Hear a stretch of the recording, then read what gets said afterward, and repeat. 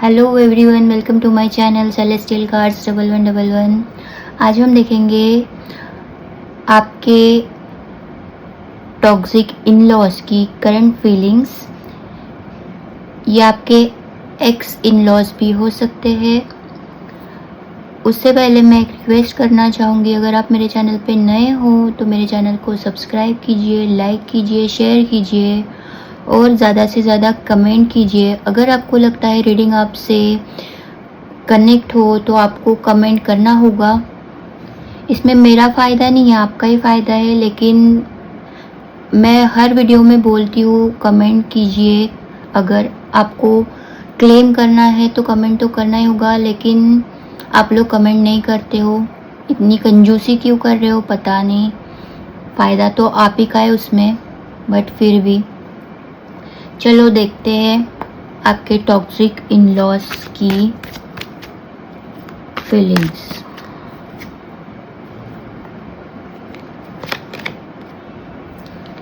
King of wands, eight of pentacles,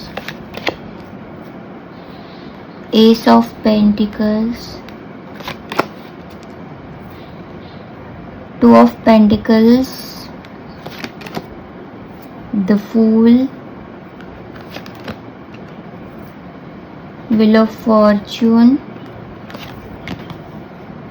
Page of Swords, Five of Swords, Ace of Wands, Knight of Cups,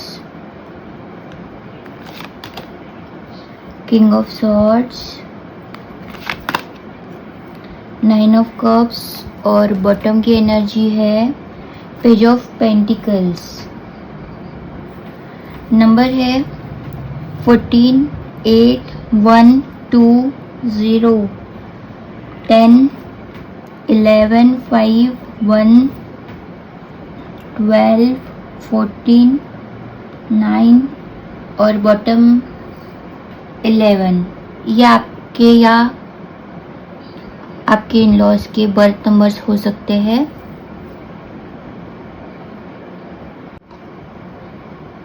so name initials है EN, HF, P, BK, RAJ।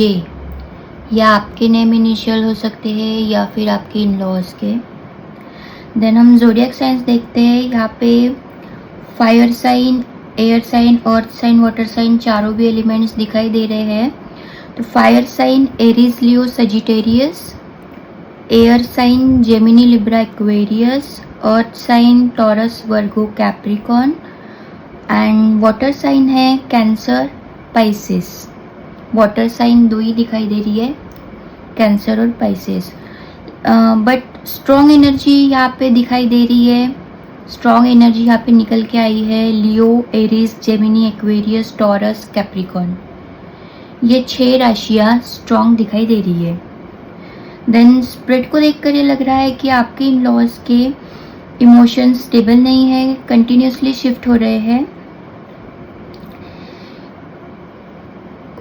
उनका mind stable नहीं है, उनके mind में continuously feelings, energy change हो रही है। Then king of wands और किंग ऑफ सॉर्ड्स, ये दोनों कार्ड्स बता रहे हैं कि उनमें ईगो और कंट्रोल का स्ट्रॉन्ग एलिमेंट है। आपके इन लॉज में ईगो और कंट्रोल, दूसरों को कंट्रोल करना, ये दो एलिमेंट बहुत स्ट्रॉन्ग हैं। वो लॉजिकली भी जस्टिफाई करते हैं अपनी बातें और इमोशनली डोमिनेट भी करना चाहते हैं जो लोग उनके अंडर में रहते हैं। वो अपनी बात मनवाते भी हैं और डोमिनेट भी करते हैं। उनके अंडर में जो कोई भी आपके पर्सन हो या आपके पर्सन की सेकंड वाइफ हो, उनसे उनको वो डोमिनेट भी करते हैं और कंट्रोल में भी रखना चाहते हैं और कंट्रोल में रखते भी हैं। Then 8 of pentacles, ace of pentacles and page of pentacles, ये कार्ड्स बता रहे हैं वो आपके इन लॉज सिचुएशन को प्रैक्टिकल एंगल से देख रहे हैं। फिलहाल उनकी करंट एनर्जी ये है कि वो सिचुएशन को प्रैक्टिकल एंगल से देख रहे हैं। शायद वो अपने लाइफ में न्यू स्टार्ट कर चुके हैं। इट मीन्स कि आपके पर्सन की उन्होंने सेकंड मैरिज कर दी है जिससे उन्हें बेनिफिट हो। मतलब फीलिंग से ज़्यादा उनका फोकस इस पे है कि वो ज़्यादा से ज़्यादा क्या गेन कर सकते हैं। आपके पर्सन की शादी उन्होंने कर चुके हैं, आपके पर्सन की सेकंड मैरिज उन्होंने कर चुके हैं और वो भी खुद के मतलब के लिए उन्होंने शादी करी है। उन्होंने ये नहीं देखा है कि उन्हें अपने बेटे को खुश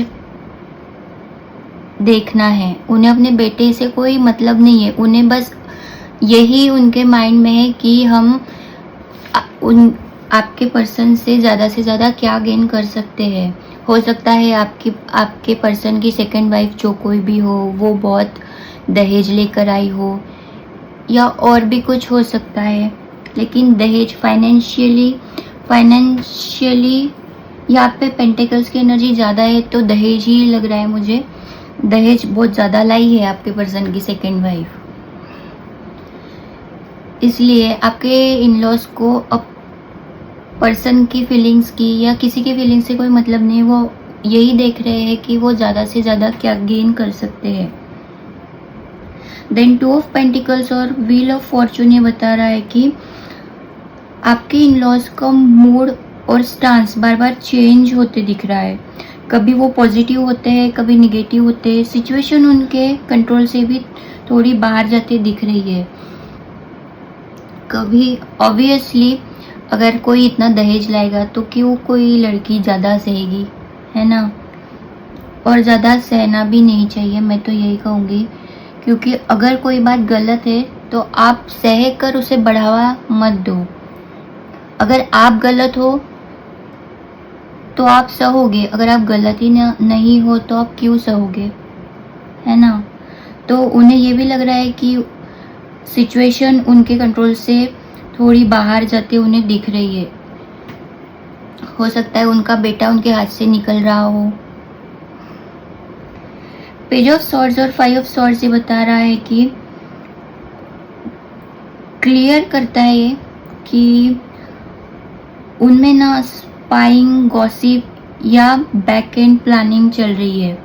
आपके इन लॉज में स्पाइंग की एनर्जी बहुत दिख रही है, गॉसिप की एनर्जी बहुत दिख रही है और बैक एंड डेफिनेटली ये आपके पर्सन की सेकंड वाइफ जो आई है उस घर में, उस लड़की से रिलेटेड मुझे लग रहा है। स्पाइंग, गॉसिप और बैक एंड प्लानिंग चल रही है आपकी इन लॉज की आपके पर्सन के सेकंड वाइफ के अगेंस्ट। थोड़ी जेलसी भी है, थोड़ी मैनिपुलेशन एनर्जी भी है। ऐसे इन लॉज अगर रहे तो किसी बेटे का घर नहीं बनेगा, मुझे तो यही लगता है। देन एस ऑफ वॉन्ड्स और king of cups, sorry, S of wands और नाइट ऑफ कप्स, ये दो कार्ड्स ये बता रहे हैं, ये दो कार्ड्स कुछ और ही बता रहे हैं। एस ऑफ वॉन्ड्स और नाइट ऑफ कप्स ये कार्ड्स कुछ और ही बता रहे हैं। कभी कभी आपके इन लॉज को ऐसे लगता है वो आपको अप्रोच करे या फिर आपसे पैचअप करने के थॉट्स उनके माइंड में आते हैं, बट वो ज़्यादा जेन्युइन नहीं लग रहे। मुझे तो ज़्यादा जेन्युइन थॉट्स नहीं लग रहे हैं, वो थॉट्स इम्पल्सिव या सेल्फ सर्विंग लग रहे हैं। तो अगर आपके इन लॉज आपको कभी कॉल करे या अप्रोच करे तो उनके बातों में, उनके बहकावे में मत जाना, क्योंकि वो थॉट्स जेन्युइन नहीं है, उनकी बातें जेन्युइन नहीं रहेगी, वो बस इम्पल्सिव थॉट्स या फिर सेल्फ सर्विंग लग रहा है मुझे। वो बस अपने मतलब के लिए आपसे कांटेक्ट करेंगे, अगर कांटेक्ट किया तो।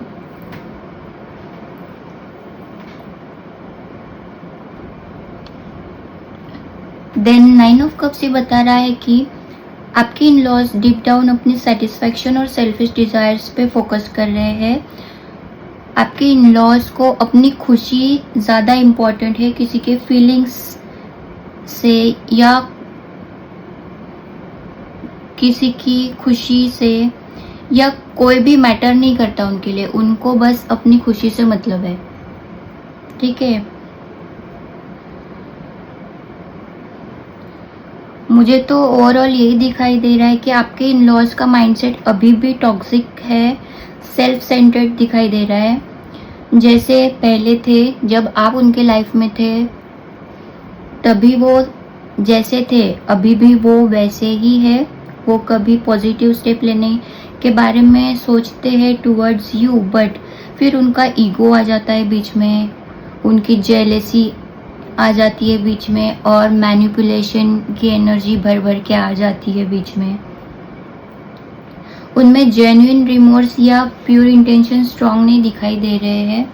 इसलिए अगर उन्होंने आपसे कांटेक्ट करा भी तो